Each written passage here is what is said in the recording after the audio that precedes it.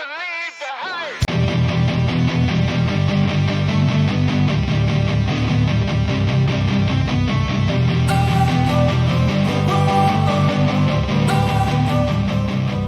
Don't wanna sleep in.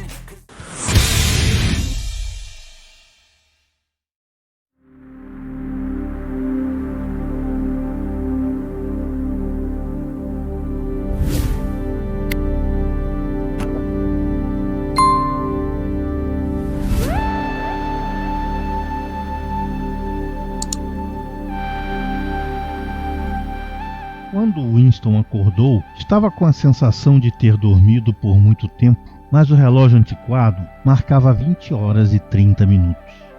Ele ficou cochilando por algum tempo e quando a cantoria habitual começou do lado de fora, era apenas uma fantasia sem esperança que passou como um dia de abril, mais um olhar e uma palavra e os sonhos que despertam e roubaram minha cervejinha.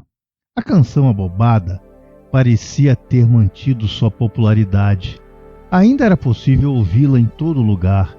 Tinha sobrevivido a canção do ódio. Júlia acordou com um barulho, se espreguiçou e saiu da cama. Estou com fome, disse ela. Vamos fazer mais um pouco de café? Droga! O fogo apagou e a água está fria. Ela pegou o fogareiro e sacudiu. Acabou o óleo. Podemos conseguir um pouco com o velho Charrington, eu imagino. O engraçado é que eu me certifiquei que estava cheio. Vou me vestir, ela acrescentou. Parece que esfriou. Winston também se levantou e se vestiu. A voz infatigável cantou. Eles dizem que o tempo cura tudo, dizem que você sempre pode esquecer, mas os sorrisos e as lágrimas de todos os anos ainda fazem meu coração amolecer. Enquanto ele prendia o cinto de seu macacão, ele andou até a janela. O sol deve ter se posto atrás das casas. Ele não estava mais brilhando no pátio. As lajes estavam molhadas como se tivesse acabado de ser lavadas. E ele tinha a sensação de que o céu também tinha sido lavado. Tão fresco e pálido era o azul entre os pontos de chaminé. A mulher marchava de um lado para o outro incansavelmente, pegando e usando os prendedores, cantando e ficando quieta, fixando mais e mais fraldas. Ele se perguntou se ela ganhava a vida levando fraldas ou se era apenas uma escrava de 20 ou 30 netos. Júlia estava do seu lado. Eles olhavam a figura robusta abaixo quando ele olhava para a mulher em seus gestos típicos, seus braços grossos alcançando o varal, suas nádegas fortes.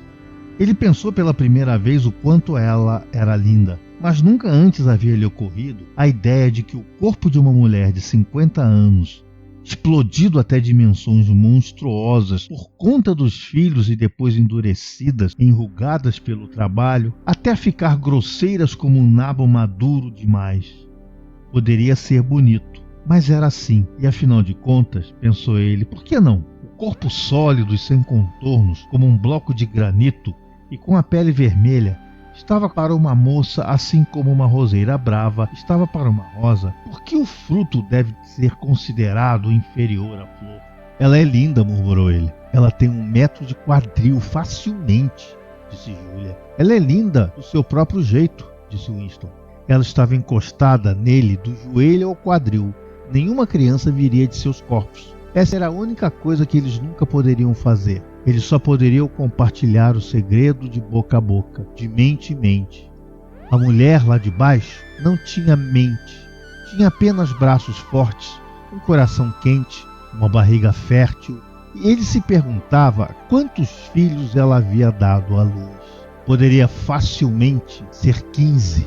Ela tinha tido sua floração momentânea, talvez 1 ano de beleza selvagem, e de repente tinha inchado como uma fruta e crescido dura, vermelha e grossa. E então sua vida tinha sido lavar, esfregar, cezir, cozinhar, varrer, polir, remendar, esfregar, lavar, primeiro para seus filhos, depois para seus netos, por mais de 30 anos, ininterruptos.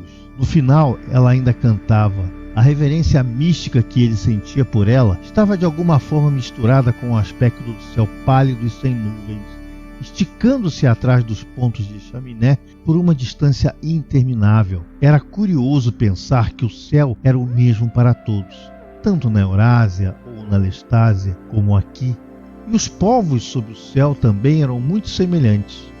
Em todo lugar, em todo o mundo, centenas de milhares de milhões de pessoas como esta, pessoas ignorantes da existência uns dos outros, mantidos à parte por muros de ódio e mentiras.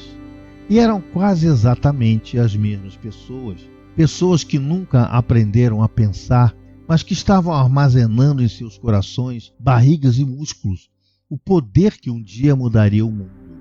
Se houvesse esperança, ela estava nos proles. Sem ter lido o livro até o fim, ele sabia que essa deveria ser a mensagem final de Goldstein. O futuro pertence aos proles.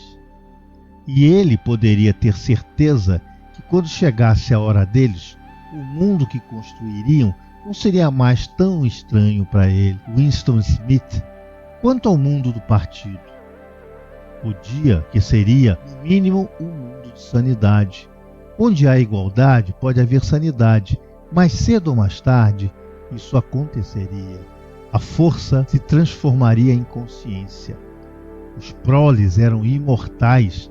Não era possível ter dúvidas disso quando se olhava aquela figura corajosa no pátio. Seu despertar viria no final.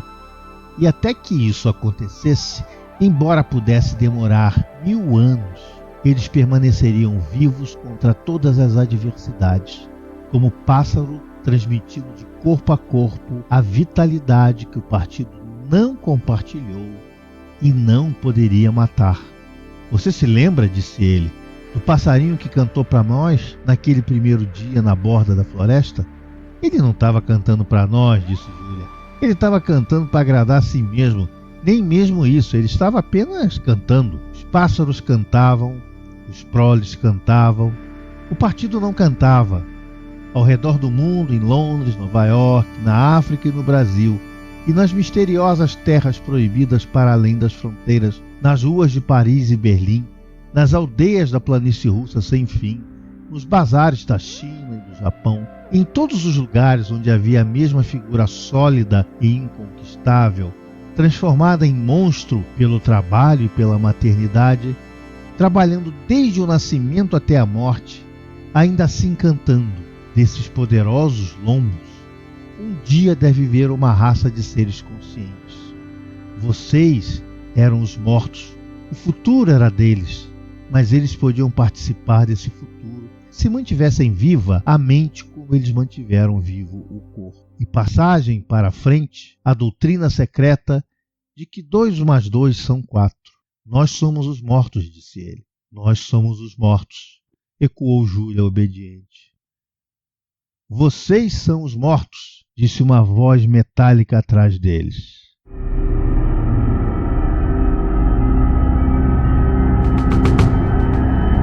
Eles se afastaram. As entranhas de Winston pareciam ter se transformado em gelo. Ele podia ver o branco ao redor das íris dos olhos de Júlia. Seu rosto ficara de um amarelo leitoso. A mancha de blush que ainda estava em cada uma de suas maçãs do rosto destacava nitidamente, como se não tivesse relação com a pele que estava embaixo. Vocês são os mortos, repetiu a voz metálica. Está atrás do quadro, respirou Júlia. Está atrás do quadro, disse a voz. Permaneçam exatamente onde vocês estão. Não façam nenhum movimento até que sejam ordenados. Estava começando. Estava finalmente começando. Eles não podiam fazer nada, exceto ficar olhando um para os olhos do outro. Era tarde demais para correrem por suas vidas, para sair da casa. Tal pensamento não lhes ocorreu. Era impensável desobedecer à voz metálica da parede. Houve um estalido, como se alguma coisa estivesse se soltando. Então barulho de vidro quebrado. O quadro tinha caído no chão, revelando uma teletela atrás dele. Agora eles podem nos ver, disse Júlia. Agora podemos ver vocês, disse a voz. Fiquem no meio de quarto, um de costas para o outro. Coloquem as mãos atrás das cabeças. Não toquem no outro. Eles não estavam se tocando, mas lhes pareceu que ele podia sentir o corpo da Júlia tremendo. Ou talvez fosse apenas o tremor de seu próprio corpo. Ele conseguia evitar que seus dentes batessem, mas seus joelhos tinham saído do controle. Havia um som de botas, tanto dentro quanto fora da casa. O pátio parecia estar cheio de homens. Alguma coisa estranha estava sendo arrastada através das pedras. A cantoria da mulher havia parado abruptamente. Havia um som de algo rolando, como se o tanque tivesse sido atirado pelo pátio. E depois uma confusão de gritos de raiva que terminaram em um grito de dor. A casa está cercada, disse Winston. A casa está cercada, disse a voz. Ele ouviu Júlia ranger os dentes. Imagino que seja a hora de dizer adeus, ela disse. Está na hora de dizer adeus, disse a voz. E depois uma outra voz bem diferente. Uma voz fina e cultivada que Winston teve a impressão de já ter ouvido antes, ecoou. E, a propósito, já que estamos no assunto, aí vem uma vela para até a cama te levar. Aí vem um helicóptero para sua cabeça cortar.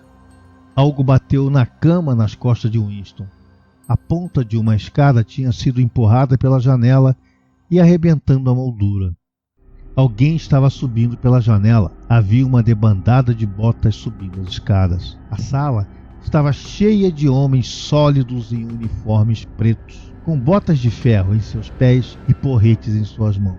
Winston não tremia mais, mesmo seus olhos mal se mexiam.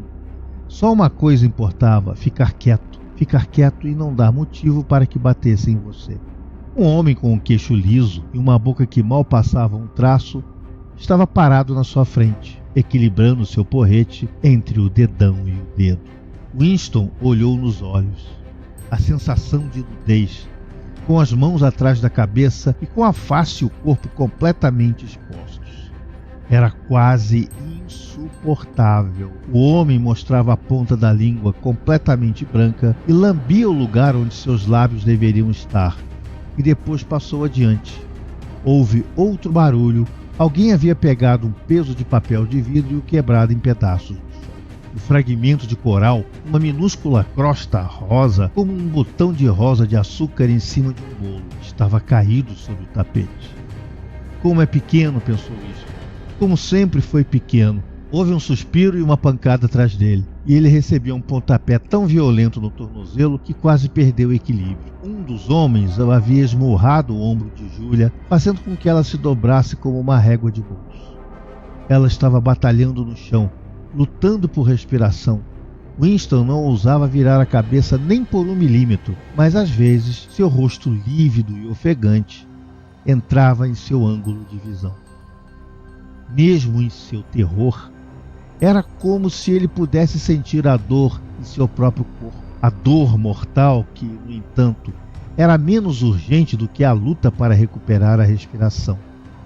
Ele sabia como era, a dor terrível e agonizante que sempre estivera lá, mas que ainda não tinha sido sofrida, porque antes de tudo era necessário respirar. Então os 2 homens a içaram pelos joelhos e ombros, a levaram para fora da sala como um saco. Winston teve um vislumbre de seu rosto, de cabeça para baixo, amarelo e contorcido, com os olhos fechados, ainda como uma mancha de blush nas bochechas. Foi a última vez que a viu. Ele continuou parado. Ninguém o havia atingido ainda. Pensamentos vinham em sua mente por vontade própria, mas pareciam completamente desinteressantes. Ele se perguntou se eles tinham pego o Sr. Charrington. Ele se perguntou o que tinham feito com a mulher do pátio. Ele notou que ele queria muito urinar e lembrou com uma leve surpresa que urinara há poucas horas. Ele notou que o relógio marcava 9, o que queria dizer 21, mas a luz parecia muito forte. Não era para o sol já ter se posto às 21 horas em uma noite de agosto? Ele se perguntava se, depois de tudo isso, ele e Júlia tivessem confundido o horário. Dormiram a noite inteira e pensaram que eram 20h30, quando na realidade eram 8h30 da manhã seguinte. Mas ele não prosseguiu com o pensamento. Não era interessante. Houve outro passo mais leve no corredor. O Sr. Charrington entrou no quarto. O comportamento dos homens de uniforme negro de repente se tornou mais subjugado. Algo também havia mudado na aparência do Sr. Charrington. Seu olho recaiu sobre os fragmentos do peso de papel de vidro. "Pegue esses pedaços", disse ele rígido. Um homem abaixou-se para obedecer. O sotaque tinha desaparecido. Winston, de repente, percebeu de quem era a voz que ele tinha ouvido alguns momentos na teletela. O Sr. Charrington ainda estava vestindo seu velho casaco de veludo, mas seu cabelo, que era quase branco, tinha ficado preto. Ele também não estava vestindo seus óculos. Ele deu a Winston um único olhar aguçado, como se verificando sua identidade, e depois não prestou mais atenção a ele. Ele ainda era reconhecível, mas não era mais a mesma pessoa. Seu corpo tinha endireitado e parecia ter crescido. Seu rosto havia sofrido apenas pequenas mudanças que, no entanto, funcionavam uma transformação completa. As sobrancelhas negras estavam menos cheias. As rugas tinham desaparecido. O conjunto de linhas do rosto parecia diferente. Até mesmo o nariz parecia mais curto. Era agora o rosto frio e alerta de um homem de cerca de 35 anos. Pela primeira vez em sua vida, ocorreu a Winston que ele estava olhando com seu consentimento para um membro da polícia do pensamento.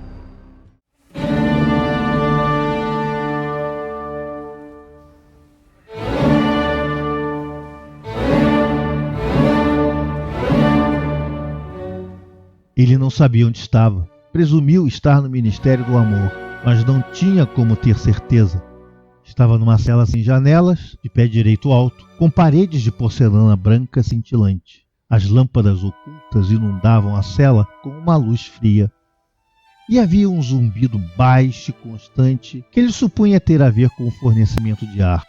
Um banco ou prateleira, apenas largo o suficiente para se sentar, dava a volta na parede, sendo interrompido apenas pela porta na extremidade oposta à porta, por um vaso sanitário sem assento de madeira. Havia 4 teletelas, uma em cada parede. Sentia uma dor de barriga maçante. Sentia isso desde que o tinham empurrado para dentro da van fechada e o levado embora. Mas ele também tinha fome, um tipo de fome que corroía o estômago e não era saudável. Poderiam ter passado 24 horas desde que ele comeu. Poderiam ter sido 36. Ele ainda não sabia e provavelmente nunca saberia se tinha sido de manhã ou à noite quando o prenderam. Desde que foi detido, não tinha sido alimentado. Sentou-se o mais quieto que pôde no banco estreito, com as mãos cruzadas sobre o joelho. Ele já tinha aprendido a sentar-se quieto. Se fizesse movimentos inesperados, eles gritavam com ele pela teletela, mas sua necessidade de comer aumentava cada vez mais. O que ele ansiava, acima de tudo, era um pedaço de pão. Ele tinha a vaga ideia de que havia algumas migalhas do pão no bolso do seu macacão. Era até possível, ele pensava isto porque de vez em quando algo parecia fazer cócegas na sua perna, que ali pudesse haver um pedaço considerável de casca. No fim, a tentação de descobrir ultrapassou o medo. Ele enfiou uma mão no seu bolso.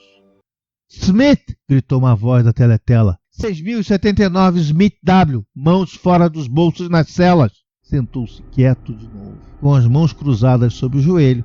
Antes de ser trazido para cá, tinha sido levado para outro lugar, provavelmente uma prisão comum ou uma prisão temporária utilizada pelas patrulhas. Não sabia quanto tempo ficara lá. Algumas horas, pelo menos, sem relógios e sem luz do dia. Era difícil medir as horas. Era um lugar barulhento e mal cheiroso. Fora colocado em uma cela semelhante à que estava agora, mas completamente imunda e sempre lotada, com pelo menos 10 ou 15 pessoas. A maioria deles eram criminosos comuns, mas havia alguns prisioneiros políticos entre eles. Tinha sentado em silêncio contra a parede, empurrado por corpos sujos, preocupados demais com o medo e a dor na barriga para se interessar muito pelo que o rodeava, mas ainda notando a espantosa diferença de comportamento entre os prisioneiros do partido e os outros. Os prisioneiros do partido estavam sempre em silêncio e aterrorizados, mas os criminosos comuns pareciam não se importar com ninguém. Gritavam insultos aos guardas, brigavam ferozmente quando seus pertences eram apreendidos, escreviam palavras obscenas no chão, comiam comida contrabandeada que tiravam dos esconderijos misteriosos nas suas roupas e até gritavam para a teletela quando ela tentava estabelecer a ordem. Por outro lado, alguns deles pareciam estar em boas condições com os guardas. Chamavam-nos por apelidos e tentavam passar cigarros pelo olho mágico da porta.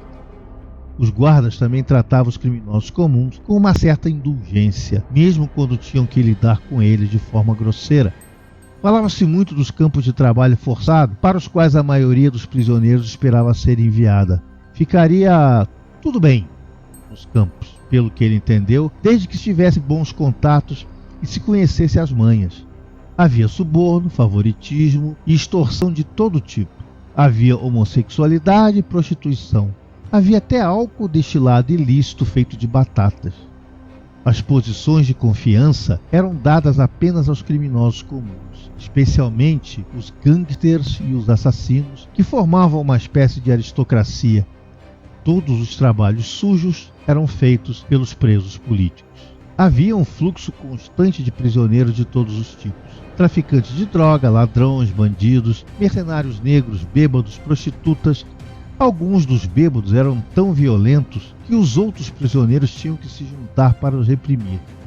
Uma enorme e trágica mulher com cerca de 60 anos de idade, com grandes seios caídos e grandes cachos de cabelo branco desfeitos depois das brigas, foi trazida chutando e gritando por 4 guardas que a seguravam cada um em sua extremidade. Arrancaram-lhe as botas com que ela tinha tentado chutá-los e atiraram no colo de Winston, quase lhe partindo os ossos das coxas. A mulher levantou-se de pé e gritou: "Foda-se, seus bastardos!" na direção deles. Depois, notando que estava sentada em algo irregular, deslizou os olhos de Winston para o banco. "Perdão, querido", ela disse. "Eu nunca me sentaria em cima de você, não. É só que os sacanas é que me puseram lá. Eles não sabem nada como tratar uma senhora, não é verdade?" Ela fez uma pausa, bateu no peito e arrotou. "Perdão", disse ela.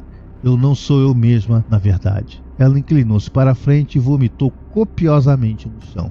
"É melhor assim", disse ela, inclinando-se para trás com os olhos fechados. "Nunca deixe para dentro. É isso que eu digo. Tire para fora enquanto ainda está no estômago." Ela ressuscitou, virou-se para dar uma olhada em Winston e parecia ter gostado dele imediatamente. Ela colocou um vasto braço em volta do ombro dele e o puxou em sua direção, soltando um bafo de cerveja e vômito na sua cara. "Como era mesmo seu nome, querido?" ela perguntou. Winston respondeu. "Smith", ela disse. "Que engraçado. Meu nome também é Smith." "Por quê?" ela disse sentimentalmente. "Pode ser que eu seja sua mãe." Ela poderia, pensou Winston, ser a sua mãe. Ela tinha a idade e o físico certos. Era provável que as pessoas mudassem um pouco depois de 20 anos num campo de trabalho forçado. Ninguém mais tinha falado com ele. De uma forma surpreendente, os criminosos comuns ignoravam os prisioneiros do partido. Chamavam-lhes de os políticozinhos, com uma espécie de desprezo desinteressado. Os prisioneiros do partido pareciam aterrorizados em falar com qualquer pessoa e, sobretudo, em falar uns com os outros. Apenas uma vez, quando 2 membros do partido, ambas mulheres, foram pressionadas juntas no banco, ele ouviu no meio do barulho de vozes algumas palavras sussurradas apressadamente, e em particular uma referência a algo chamado Quarto 101, que ele não entendeu. Deviam tê-lo trazido para esta cela há 2 ou 3 horas. A dor maçante na sua barriga nunca desapareceu, mas por vezes melhorou e por vezes piorou. Seus pensamentos expandiram-se ou contraíram-se em conformidade. Quando piorou, pensou apenas na própria dor e no seu desejo por comida. Quando melhorou, o pânico apoderou-se dele.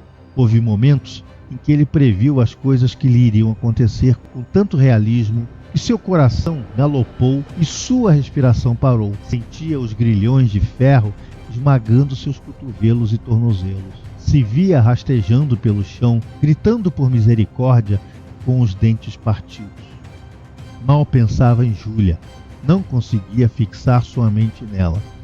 Ele a amava e não a traía, mas isso era apenas um fato, tão conhecido como ele conhecia as regras da aritmética. Ele não sentia amor por ela, quase nem se perguntava o que estava acontecendo com ela.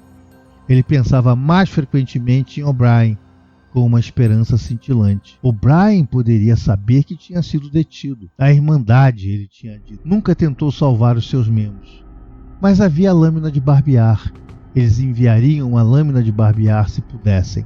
Talvez demorasse 5 segundos até que um guarda conseguisse entrar na cela. A lâmina o cortaria com uma frieza ardente. e até os dedos que a segurassem seriam cortados até o osso. Tudo voltava para o seu corpo doente, que se encolhia com qualquer dorzinha. Ele não tinha certeza de que usaria a lâmina de barbear. Mesmo que tivesse a oportunidade, era mais natural existir de momento em momento, aceitando mais 10 minutos de vida, mesmo com a certeza de que haveria tortura em seu fim. Por vezes, tentou calcular o número de tijolos de porcelana nas paredes da tela. Deveria ter sido fácil, mas ele perdia na contagem mais cedo ou mais tarde. Mais frequentemente, perguntava-se onde estava e a que horas do dia se encontrava. Em um momento, sentiu a certeza de que estava em plena luz do dia lá fora, e no outro, igualmente, certo de que estava escuro como breu. Neste lugar, sabia instintivamente que as luzes nunca seriam apagadas. Era o lugar sem escuridão. Ele entendeu agora porque O'Brien parecia reconhecer a alusão. No Ministério do Amor não existia uma janela. A sua cela poderia estar no coração do edifício ou contra sua parede exterior. Podia estar 10 andares abaixo do solo ou 30 acima dele.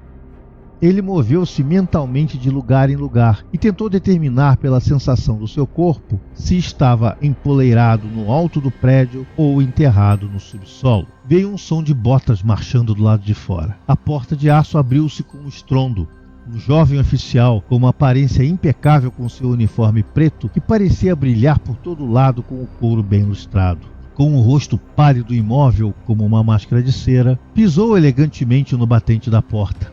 Ele sinalizou para os guardas do lado de fora trazerem o prisioneiro que o conduzia.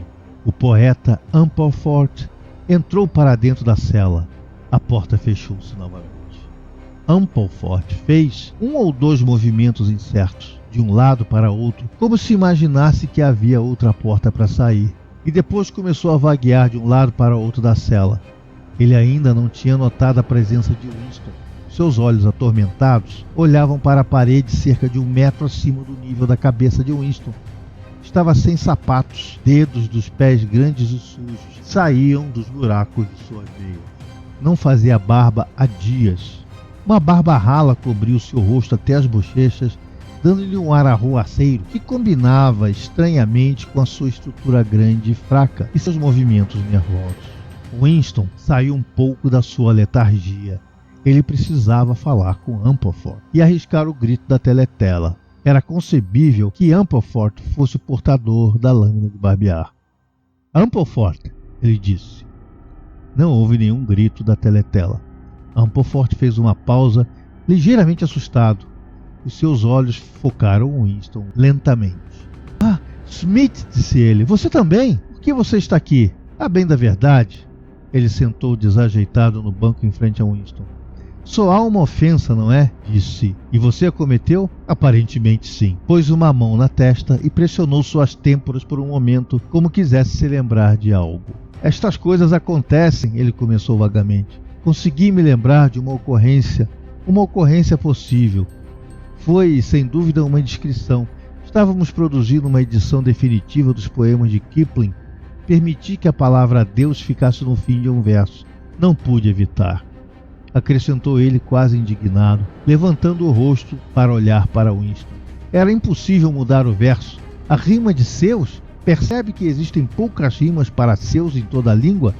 Fiquei dias pensando nisso. Não havia outra rima. A expressão de seu rosto mudou. O aborrecimento passou e por um momento ele pareceu quase satisfeito. Uma espécie de calor intelectual, a alegria do pedante que descobriu algum fato inútil brilhou através da imundície do cabelo ralo. Alguma vez lhe ocorreu, disse ele, que toda a história da poesia inglesa foi determinada pelo fato de faltarem rimas à língua inglesa? Não. Esse pensamento em particular nunca tinha ocorrido a Winston. Nem lhe pareceu muito importante ou interessante, dadas as circunstâncias. Sabe que horas são? Disse ele. Ampleforth parecia assustado de novo. Mal tinha pensado nisso.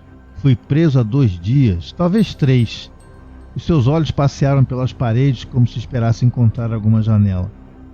Não há diferença entre noite e dia nesse lugar. Não vejo como se pode calcular o tempo. Conversaram aleatoriamente por alguns minutos. E depois, sem nenhuma razão aparente, um grito na teletela fez com que se calassem. Winston sentou-se em silêncio, com as mãos cruzadas, Ampleforth, grande demais para se sentar confortavelmente no banco estreito, ficou se mexendo de um lado para outro, cruzando as mãos ossudas em um joelho e depois no outro. A Teletela mandava-lhe ficar quieto. O tempo passou, 20 minutos, 1 hora, era difícil dizer, mas uma vez houve um som de botas lá fora. As entranhas de Winston contraíram-se. Em breve, muito em breve, talvez em 5 minutos, talvez agora a marcha de botas significaria que a sua vez tinha chegado. A porta abriu-se. O jovem oficial, com a cara fria, entrou na tela. Com um breve movimento da mão, ele apontou para Ampleforth. Quarto 101, ele disse. Ampleforth marchou desajeitadamente entre os guardas, o seu rosto vagamente perturbado, mas sem entender. Passou o que parecia ser muito tempo. A dor na barriga de Winston tinha ressuscitado. Sua mente dava voltas e voltas, tentando se enganar como uma bola caindo sempre nos mesmos buracos. Ele tinha apenas 6 pensamentos: sua dor de barriga, um pedaço de pão, o sangue e os gritos. O'Brien, Julia, a lâmina de barbear. Outro espasmo passou por suas entranhas. As botas pesadas se aproximavam. Quando a porta se abriu, a onda de ar que ela criou trouxe um poderoso cheiro de suor frio. O Parsons entrou na cela. Estava a usar calções de caque e uma camisa desportiva. Desta vez, o Winston se assustou tanto que esqueceu de si mesmo. Você aqui? Ele disse. Parsons olhou Winston sem nenhum interesse ou surpresa, apenas com miséria. Começou a andar de forma nervosa de um lado para outro, evidentemente incapaz de se manter quieto. Era possível ver seus joelhos rechonchudos tremendo sempre que se endireitava. Os seus olhos estavam bem abertos, como se não pudesse impedi-lo de olhar para algo a meia distância. Por que você está aqui? Perguntou Winston. Crime de pensamento, disse Parsons, quase choramingando. O tom da sua voz implicava, de imediato, uma admissão completa da sua culpa e uma espécie de horror incrédulo que tal palavra poderia ser aplicada a si próprio. Fez uma pausa em frente a Winston e começou a apelar-lhe. Você não acha que eles me matariam, não é, meu velho amigo? Eles não atiram contra alguém que não fez nada, apenas pensou o que nem sempre dá para evitar. Eu sei que eles dão um julgamento justo. Eu confio neles para isso. Eles vão ter meu histórico, não é verdade? Sabem que tipo de indivíduo eu era. Não há nada de ruim no meu caminho. Não era inteligente, claro, mas era perspicaz. Tentei fazer o meu melhor para o partido, não foi? Vou sair em 5 anos, não acha? Ou mesmo com 10 anos? Um rapaz como eu poderia ser bastante útil num campo de trabalho. Não me matariam por ter saído dos trilhos apenas uma vez, né? Você é culpado? Perguntou Winston. Claro que sou culpado, gritou Parsons com um olhar servil para a Teletela. Não acha que o partido iria prender um homem inocente, não é? A sua cara de sapo ficou mais calma e até assumiu uma expressão um pouco hipócrita. Crime de pensamento é uma coisa horrorosa, meu velho, sentenciou. É traiçoeiro, pode se apoderar de alguém sem que saiba o que fazer. Sabe como ele se apoderou de mim? Durante meu sono, sim, isso é fato. Lá estava eu, sempre trabalhando, tentando fazer a minha parte, sem nunca saber que havia qualquer coisa ruim na minha cabeça. Então comecei a falar enquanto dormia. Sabe o que me ouviram dizer? Ele abaixou o volume da voz, como alguém que por razões médicas é obrigado a proferir uma obscenidade. Fora, grande irmão, foi isso mesmo que eu disse. Disse várias vezes, ao que parece. Aqui entre nós, meu velho, fico contente por terem me apanhado antes disso ir mais longe. Sabe o que eu vou dizer quando chegar ao tribunal? Obrigado. É isso que eu vou dizer. Obrigado por terem me salvado antes de ser tarde demais. Quem o denunciou? Disse Winston. Foi a minha filhinha, disse Parsons com uma espécie de orgulho triste. Ela ouviu no buraco da fechadura, ouviu o que eu estava dizendo e vazou para as patrulhas no dia seguinte. Bastante esperto para uma criança de 7 anos, né? Não guardo qualquer rancor por isso. Na verdade, estou orgulhoso dela. Mostra que a criei no espírito certo, de qualquer modo. Fez mais alguns movimentos bruscos para cima e para baixo, várias vezes, lançando um olhar de vontade para o vaso sanitário. Depois, de repente, baixou os calções. Me desculpe, meu velho, ele disse. Não posso evitar. É espera. Ele atirou seu grande traseiro para o vaso. Winston cobriu o rosto com as mãos. Smith! Gritou a voz da teletela. 6079 Smith W. Descubra o seu rosto. Nenhum rosto coberto nas celas. Winston descobriu seu rosto. Parsons usou o lavatório alto e abundantemente. Então descobriram que o botão estava defeituoso e que a cela cheiraria abominavelmente mal durante horas depois. Parsons foi removido. mais prisioneiros iam e vinham misteriosamente. Uma mulher foi levada ao quarto 101. Winston reparou, pareceu murchar e ganhar uma cor diferente quando ouviu as palavras. Chegou uma altura em que, se ele fora trazido para cá de manhã, seria de tarde, ou se tivesse sido de tarde, então seria meia-noite. Havia 6 prisioneiros na cela, homens e mulheres, todos sentados muito quietos. Na frente de Winston estava sentado um homem com uma cara sem queixo, os dentes exatamente como a de um roedor grande e inofensivo. As suas bochechas gordas e manchadas estavam inchadas de tal forma que era difícil não acreditar que ele tinha algumas reservas de comida escondidas ali. Seus olhos cinzentos, pálidos, fluíam timidamente entre as pessoas e voltavam-se rapidamente quando chamavam a atenção de alguém. A porta foi aberta e outro prisioneiro, cuja aparência provocou um arrepio momentâneo em Winston, foi trazido para dentro. Ele era um homem comum, de aparência mesquinha, que poderia ter sido um engenheiro ou técnico de algum tipo. Mas o que era assustador era o emagrecimento do seu rosto. Era como um crânio. Devido à sua magreza, a boca e os olhos pareciam desproporcionalmente grandes. E os olhos pareciam cheios de um ódio fatal ou implacável a alguém ou alguma coisa. O homem sentou-se no banco a uma pequena distância de Winston. Winston não voltou a olhar para ele. O rosto atormentado e cego era tão vívido na sua mente como se estivesse na frente dos seus olhos. De repente, percebeu o que estava acontecendo. O homem estava morrendo de fome. O mesmo pensamento parecia ocorrer quase simultaneamente a todos que estavam na cela. Havia uma agitação muito tênue ao redor do banco. Os olhos do homem sem queixo continuavam a atirar-se para o homem com cara de caveira, sendo depois arrastado de volta por uma atração irresistível.